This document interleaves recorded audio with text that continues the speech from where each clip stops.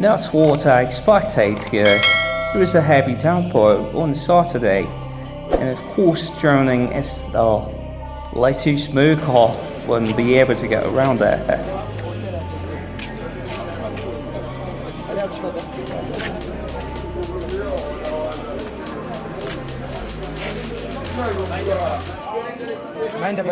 What I tasted myself, I didn't expect it to rain like that. But you can say here, I'm walking to intercity bus terminus in Lusaka, and probably just wanted to show you how it's looking today. Well, today's on a Sunday, very empty in the streets. As you can see, the shopping centres are very much not congested by people. We did experience a very heavy downpour yesterday on a Saturday. I didn't expect it like that. Well, everywhere around here, if you were going to walk through this street, you probably find a lot of water. So I didn't capture those moments. There was slightly turbulence around, or it was flooded. So today I'm going to be showing you how it looked after the heavy downpour.